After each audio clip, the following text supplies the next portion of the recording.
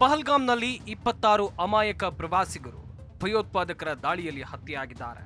ಈ ನಂತರ ಭಾರತ ಮತ್ತು ಪಾಕಿಸ್ತಾನದ ನಡುವಿನ ಸಂಬಂಧಗಳು ಯುದ್ಧದಂತ ಸ್ಥಿತಿಗೆ ತಲುಪಿವೆ. ಭಾರತ ಪಾಕಿಸ್ತಾನವನ್ನ ಗಡಿಯಾಚೆಗಿನ ಭಯೋತ್ಪಾದನೆಗೆ ಪ್ರೋತ್ಸಾಹ ನೀಡ್ತಾ ಇದೆ ಅಂತೇಳಿ ಆರೋಪಿಸಿದೆ. ಇದಕ್ಕೆ ಪ್ರತಿಕ್ರಿಯೆಯಾಗಿ ಭಾರತ ಸಿಂಧೂ ಜಲ ಒಪ್ಪಂದವನ್ನ ಅಮಾನತುಗೊಳಿಸಿದೆ, ವೀಸಾಗಳನ್ನ ರದ್ದುಗೊಳಿಸಿದೆ, ಅಟಾರಿ ವಾಘಾ ಗಡಿಯನ್ನ ಮುಚ್ಚಿದೆ ಮತ್ತು ಪಾಕಿಸ್ತಾನದ ರಾಜತಾಂತ್ರಿಕ ಸಿಬ್ಬಂದಿಯನ್ನು ವಾಪಸ್ ಕಳುಹಿಸಿದೆ. ಪಾಕಿಸ್ತಾನವು ಶಿಮ್ಲಾ ಒಪ್ಪಂದವನ್ನ ಅಮಾನತುಗೊಳಿಸುವ ಮೂಲಕ, ವಾಯು ಪ್ರದೇಶವನ್ನ ಮುಚ್ಚೋ ಮೂಲಕ ಮತ್ತು ವಾಣಿಜ್ಯ ವ್ಯವಹಾರವನ್ನ ನಿಲ್ಲಿಸುವ ಮೂಲಕ ಪ್ರತಿಕ್ರಿಯೆಯನ್ನು ನೀಡಿತ್ತು. ಅತ್ತ ಈ ಎಲ್ಲ ನಿರ್ಧಾರಗಳಿಂದ ಪಾಕಿಸ್ತಾನದ ವಿರುದ್ಧ ಭಾರತ ಸಮರ ಸಾರೋಕೆ ಅವಕಾಶ ನೀಡುವಂತಾಗಿದೆ. ಈ ಮಧ್ಯೆ ಭಾರತ ತನ್ನ ಬಲವನ್ನ ಮತ್ತಷ್ಟು ಹೆಚ್ಚಿಸಿಕೊಳ್ಳೋಕೆ ಯುದ್ಧ ವಿಮಾನ ಖರೀದಿ ಒಪ್ಪಂದಕ್ಕೆ ಫ್ರಾನ್ಸ್ನೊಂದಿಗೆ ಸಹಿ ಹಾಕುವ ಮೂಲಕ ಚರ್ಚೆಯಲ್ಲಿತ್ತು. ಇದೀಗ ಕೊನೆಗೂ ಫ್ರಾನ್ಸ್ ಮತ್ತು ಭಾರತದ ಒಪ್ಪಂದ ಸಕ್ಸಸ್ ಆಗಿದೆ. ಫ್ರಾನ್ಸ್ ಕಂಪನಿಗಳು ತಯಾರಿಸುವಂತ ರಫೇಲ್ ಯುದ್ಧ ವಿಮಾನಗಳು ಭಾರತದ ನೌಕಾಪಡೆಗೆ ಬರಲಿವೆ.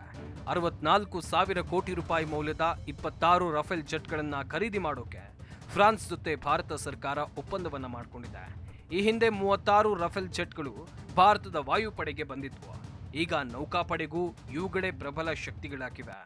ಭಾರತದ ನೌಕಾಪಡೆಗೆ ಅಗತ್ಯ ಇರುವಂತ ಫೈಟರ್ ಜೆಟ್ಗಳಿಗೆ ರಫೇಲ್ ಅಲ್ಲದೆ ಬೇರೆ ಬೇರೆ ಆಯ್ಕೆಗಳನ್ನ ಅವಲೋಕಿಸಲಾಗಿತ್ತು. ಅಮೆರಿಕದ ಬೋಯಿಂಗ್ ಸಂಸ್ಥೆಯ FA-18 ಸೂಪರ್ ಹಾರ್ನೆಟ್ ಯುದ್ಧ ವಿಮಾನವು ಬಿಡ್ನಲ್ಲಿತ್ತು. ಆದರೆ ಭಾರತದ ನೌಕಾಪಡೆಗೆ ರಫೇಲ್ ವಿಮಾನ ಹೆಚ್ಚು ಸೂಕ್ತ ಅಂತ ಕಂಡು ಬಂದಿದ್ರಿಂದ ಅಂತಿಮವಾಗಿ ಅದನ್ನ ಆಯ್ಕೆ ಮಾಡಲಾಗಿದೆ. ಭಾರತದ ವಾಯುಪಡೆ ಈಗಾಗಲೇ 36 ರಫೇಲ್ ಫೈಟರ್ ಜೆಟ್ಗಳನ್ನ ಹೊಂದಿದೆ. ಈಗ ನೌಕಾಪಡೆಯೂ ಕೂಡ ಇದೇ ಜೆಟ್ಗಳನ್ನ ಪಡೆಯಲಿರುವುದರಿಂದ ಒಂದು ರೀತಿಯಲ್ಲಿ ಅನುಕೂಲದ ಸ್ಥಿತಿ ಕಂಡುಬರುತ್ತೆ. ರಫೇಲ್ ಜೆಟ್ಗಳು ಸದ್ಯ ವಿಶ್ವದ ಅತ್ಯಂತ ಪ್ರಬಲ ಫೈಟರ್ ಜೆಟ್ಗಳಲ್ಲೊಂದು ಅಂತ ಪರಿಗಣಿಸಲಾಗಿದೆ. ದೂರ ಶ್ರೇಣಿಯ ಕ್ಷಿಪಣಿ, ಆಂಟಿಶಿಪ್ ಅಸ್ತ್ರ, ಎಲೆಕ್ಟ್ರಾನಿಕ್ ಸಮರ ಇತ್ಯಾದಿ ಹೊಸ ಶಸ್ತ್ರಾಸ್ತ್ರಗಳು ಈ ಫೈಟರ್ ಜೆಟ್ನಲ್ಲಿ ಇರಲಿವೆ. ಫ್ರಾನ್ಸ್ ದೇಶದ ಡಸೋ, ತೇಲ್ಸ್, MBDA ಸಂಸ್ಥೆಗಳು ರಫೇಲ್ ಯುದ್ಧ ವಿಮಾನಗಳ ತಯಾರಿಕೆಯಲ್ಲಿ ತೊಡಗಲಿವೆ. ಭಾರತದಲ್ಲಿ ಇವುಗಳ ತಯಾರಿಕೆ ಆಗೋದಿಲ್ಲ, ಎಲ್ಲವೂ ಫ್ರಾನ್ಸ್ನಲ್ಲೇ ಅಸೆಂಬಲ್ ಆಗುತ್ತೆ. ಆದರೆ ಈ ವಿಮಾನ ತಯಾರಿಕೆಯಲ್ಲಿರುವ ಫ್ರಾನ್ಸ್ ಕಂಪನಿಗಳು ತಮಗೆ ಅಗತ್ಯ ಇರುವ ವಿವಿಧ ಬಿಡಿಭಾಗಗಳಿಗೆ ಭಾರತೀಯ ಕಂಪನಿಗಳಿಗೆ ಆರ್ಡರ್ ಕೊಡಬಹುದು. ಇದರಿಂದ ರಫೇಲ್ ಜೆಟ್ ನಿರ್ಮಾಣದಲ್ಲಿ ಭಾರತ ಪರೋಕ್ಷ ಪಾತ್ರ ಇರುತ್ತೆ. ಭಾರತದ ನೌಕಾಪಡೆಯಲ್ಲಿರುವಂತಹ ಸಮರ ನೌಕೆಗಳಾದ INS ವಿಕ್ರಮಾದಿತ್ಯ ಮತ್ತು INS ವಿಕ್ರಾಂತ್ ಬಳಿ ಸದ್ಯ MiG-29K ಫೈಟರ್ ಜೆಟ್ಗಳಿವೆ. ಆದರೆ ಇವುಗಳು ಮೊದಲಿನಂತೆ ಕ್ಷಮತೆಯನ್ನು ಹೊಂದಿಲ್ಲ. ಮೇಂಟೆನೆನ್ಸಿ ಸಮಸ್ಯೆ ಈ MiG ವಿಮಾನಗಳಲ್ಲಿವೆ. ಹೀಗಾಗಿ ಹೊಸ ತಲೆಮಾರಿನ ಫೈಟರ್ ಜೆಟ್ಗಳ ಅವಶ್ಯಕತೆ ಇತ್ತು. ಈಗ ರಫೇಲ್ ಎಂ ಕ್ರಾಫ್ಟ್ಗಳು MiG-29ಗೆ ಸ್ಥಾನ ತುಂಬಲಿವೆ. ಭಾರತ ಮತ್ತು ಫ್ರಾನ್ಸ್ ಭಾರತೀಯ ನೌಕಾಪಡೆಗಾಗಿ 26 ರಫೇಲ್ ಎಂ ಜೆಟ್ಗಳಿಗೆ 63,000 ಕೋಟಿ ರೂಪಾಯಿಗಳ ಒಪ್ಪಂದಕ್ಕೆ ಸಹಿ ಹಾಕಿವೆ. ಈ ಒಪ್ಪಂದ ಭಾರತದ ರಕ್ಷಣಾ ಸಾಮರ್ಥ್ಯವನ್ನು ಬಲಪಡಿಸುತ್ತೆ, ನೌಕಾಪಡೆಯ ವಾಯುಶಕ್ತಿಯನ್ನ ಗಣನೀಯವಾಗಿ ಹೆಚ್ಚಿಸುವ ನಿರೀಕ್ಷೆಯಲ್ಲಿದೆ. ರಫೇಲ್ ಎಂ ಜೆಟ್ಗಳು ಸುಧಾರಿತ ತಂತ್ರಜ್ಞಾನ ಮತ್ತು ಆಧುನಿಕ ಶಸ್ತ್ರಗಳನ್ನು ಹೊಂದಿದ್ದು ವಿಮಾನ ವಾಹಕ ನೌಕೆಗಳಿಂದ ಕಾರ್ಯಾಚರಣೆಗೆ ಸೂಕ್ತವಾಗಿದೆ. ಈ ಒಪ್ಪಂದ ಭಾರತ ಫ್ರಾನ್ಸ್ ನಡುವಿನ ರಕ್ಷಣಾ ಸಹಕಾರವನ್ನ ಮತ್ತಷ್ಟು ಗಟ್ಟಿಗೊಳಿಸುತ್ತೆ. ಪ್ರಧಾನಿ ನರೇಂದ್ರ ಮೋದಿ ಅವರು ಫೆಬ್ರವರಿ 2025ರಲ್ಲಿ ಫ್ರಾನ್ಸ್ಗೆ ಭೇಟಿ ನೀಡಿದ ಸಂದರ್ಭದಲ್ಲಿ ಅವರು ಫ್ರೆಂಚ್ ಸರ್ಕಾರದೊಡನೆ ಮಾತುಕತೆಯನ್ನು ನಡೆಸಿದ ಬಳಿಕ ಈ ಒಪ್ಪಂದಕ್ಕೆ ಬರಲಾಯಿತು. ಒಟ್ಟಾರೆ ಒಪ್ಪಂದದ ಮೌಲ್ಯ 63,000 ಕೋಟಿ ಎನ್ನುವುದು ಬಹುದೊಡ್ಡ ಮೊತ್ತದಂತೆ ಕಂಡ್ರು ಈ ಮೊತ್ತ ಮೇ 2028ರಲ್ಲಿ ನಮ್ಮ ವಿಮಾನ ವಾಹಕ ನೌಕೆಗಳಿಂದ ಹಾರಾಡುವ ಯುದ್ಧ ವಿಮಾನಗಳಿಗೆ ತಗಲುವ ವೆಚ್ಚ ಅಂತ ವರದಿಗಳು ವಿವರಿಸಿವೆ. ರಫೇಲ್ ಎಂ ಒಂದು ವಿಶೇಷ ವಿಮಾನವಾಗಿದ್ದು ಬಹಳಷ್ಟು ದೂರದ ಗುರಿ ಮೇಲೆ ಭಾರೀ ದಾಳಿ ನಡೆಸುವ ಕ್ಷಿಪಣಿಗಳು ಮತ್ತು ರೆಡಾರ್ ವ್ಯವಸ್ಥೆಗಳನ್ನು ಹೊಂದಿದೆ. ಹಲವಾರು ವರ್ಷಗಳ ಕಾಲ MiG-29K ಈ ಯುದ್ಧ ವಿಮಾನಗಳು ನಮ್ಮ ವಿಮಾನ ವಾಹಕ ನೌಕೆಗಳ ಬೆನ್ನೆಲುಬಾಗಿದ್ವು. ಆದರೆ MiG-29K ಈಗ ಬಹಳ ಹಳೆಯ ತಂತ್ರಜ್ಞಾನವಾಗಿದೆ. ಭಾರತೀಯ ವಾಯುಸೇನೆ ಈಗಾಗಲೇ ರಫೇಲ್ ಯುದ್ಧ ವಿಮಾನಗಳನ್ನು ಬಳಸ್ತಾ ಇವೆ. ನೌಕಾಪಡೆ ರಫೇಲ್ ಎಂ ಯುದ್ಧ ವಿಮಾನಗಳನ್ನು ಹೊಂದುವ ಮೂಲಕ ಹೊಸ ಆರಂಭವನ್ನು ಪಡೆದಿದೆ. ಎರಡೂ ಪಡೆಗಳು ರಫೇಲ್ ಯುದ್ಧ ವಿಮಾನಗಳನ್ನು ಬಳಸೋದ್ರಿಂದ ಅವುಗಳ ದುರಸ್ತಿ, ಬಿಡಿಭಾಗಗಳ ಲಭ್ಯತೆ ಸುಲಭವಾಗುತ್ತೆ. ರಫೇಲ್ ಯುದ್ಧ ವಿಮಾನಗಳನ್ನು ಬಳಸೋದ್ರಿಂದ ಅವುಗಳ ದುರಸ್ತಿ, ಬಿಡಿಭಾಗಗಳ ಲಭ್ಯತೆ ಸುಲಭವಾಗುತ್ತೆ. INS ವಿಕ್ರಮಾದಿತ್ಯ MiG-29K ಯುದ್ಧ ವಿಮಾನಗಳನ್ನು ಹೊಂದಬಹುದು. ಆದರೆ ಈಗ ನೌಕಾಪಡೆಯ ಗಮನ INS ವಿಕ್ರಾಂತ್ ಮೇಲಿದೆ.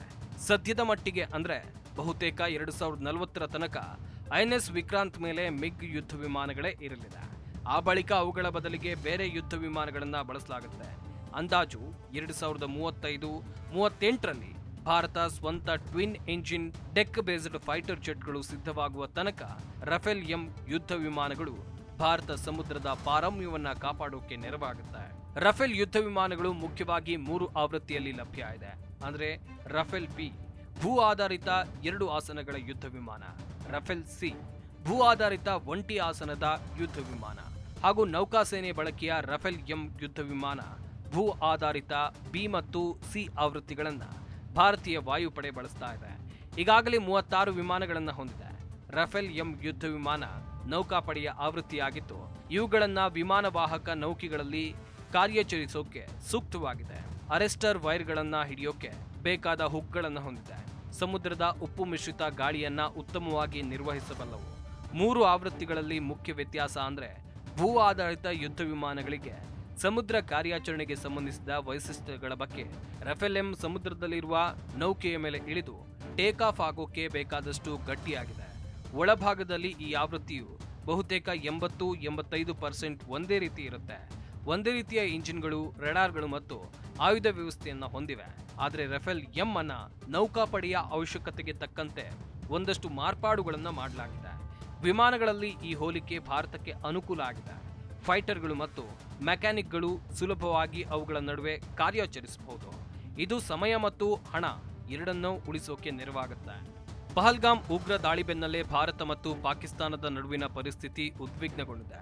ಪಾಕಿಸ್ತಾನದ ವಿರುದ್ಧ ಪ್ರತೀಕಾರದ ಕ್ರಮಗಳನ್ನು ತೆಗೆದುಕೊಂಡಿದ್ದು ಅತ್ತ ಪಾಕ್ ಕೂಡ ಇಂಡಿಯಾಗೆ ತಿರುಗೇಟನ್ನ ನೀಡೋಕೆ ಪ್ರಯತ್ನವನ್ನ ಮಾಡ್ತಾ ಇದೆ. ಗಡಿಯಲ್ಲಿ ಕ್ಷಣದಿಂದ ಕ್ಷಣಕ್ಕೆ ಪರಿಸ್ಥಿತಿ ಉದ್ವಿಗ್ನಗೊಳ್ಳುತ್ತಾ ಇದೆ. ಉಭಯ ರಾಷ್ಟ್ರಗಳ ನಡುವಿನ ಯುದ್ಧದ ಸಾಧ್ಯತೆಯನ್ನು ದಟ್ಟವಾಗಿಸಿದೆ. ಇದರ ನಡುವೆ ಭಾರತದ ಟಾಪ್ ಯುದ್ಧ ವಿಮಾನಗಳು ಮತ್ತು ಅದರ ಉನ್ನತ ಪೈಲಟ್ಗಳು ದೊಡ್ಡ ಪ್ರಮಾಣದ ಸಮರಾಭ್ಯಾಸದಲ್ಲಿ ತೊಡಗಿರೋದು ಕುತೂಹಲಕ್ಕೆ ಕಾರಣವಾಗಿದೆ. ಪಾಕಿಸ್ತಾನದೊಂದಿಗೆ ಉದ್ವಿಗ್ನತೆ ಹೆಚ್ಚಿರುವ ನಡುವೆ ನೌಕಾಪಡೆ ಕೂಡ ತನ್ನ ಆಪರೇಷನ್ಗೆ ಸಿದ್ಧತೆಯನ್ನ ಪ್ರದರ್ಶಿಸ್ತಾ ಇದೆ. ಅತ್ತ ಪಾಕಿಸ್ತಾನ ಕೂಡ ತನ್ನ ದೊಡ್ಡ ಸೇನಾ ಉಪಕರಣಗಳನ್ನು ಭಾರತದ ಗಡಿಗೆ ಕಳುಹಿಸ್ತಾ ಇರುವ ದೃಶ್ಯಗಳು ವೈರಲ್ ಆಗ್ತಾ ಇವೆ. 2 ದೇಶಗಳ ನಡುವೆ ಯುದ್ಧ ಖಚಿತ ಎನ್ನುವಂತಾಗಿದೆ. ಪಹಲ್ಗಾಮ್ ದಾಳಿಯಿಂದ ಭಾರತ ಹಾಗೂ ಪಾಕಿಸ್ತಾನದ ಸಂಬಂಧ ಹಳಸು ಹೋಗಿದೆ. ಉಭಯ ದೇಶಗಳ ನಡುವೆ ಯುದ್ಧದ ಸಾಧ್ಯತೆಗಳು ದಟ್ಟವಾಗಿ ಕಾಣ್ತಾ ಇದೆ. ಇದರ ನಡುವೆ ಭಾರತದ ವಾಯುಪಡೆ, ನೌಕಾಪಡೆ ಸಮರಾಭ್ಯಾಸದಲ್ಲಿ ತೊಡಗಿವೆ. ಅಧಿಕೃತ ಮೂಲಗಳ ಪ್ರಕಾರ ಇದನ್ನ ರೆಗ್ಯುಲರ್ ಆಗಿ ನಡೆಯುವ ಕವಾಯತ್ತು ಅಂತ ಹೇಳಲಾಗುತ್ತೆ. ಆದ್ರೆ ಈ ಹಿಂದಿನ ಉದಾಹರಣೆಗಳನ್ನ ಗಮನಿಸಿದ್ರೆ ಈ ಸಮರಾಭ್ಯಾಸ ದೊಡ್ಡ ಸಂಘರ್ಷಕ್ಕೆ ಸಿದ್ಧತೆ ಎಂಬ ಸೂಚಕಗಳಂತೆ ಕಾಣ್ತಾ ಇವೆ. ಸೇನಾಪಡೆಗಳಿಗೆ ಮೋದಿ ಸರ್ಕಾರ ಎಲ್ಲದಕ್ಕೂ ಸಿದ್ಧರಾಗಿರಿ ಎಂಬ ಸೂಚನೆಯನ್ನ ನೀಡಿರೋ ರೀತಿ ಕಾಣ್ತಾ ಇದೆ.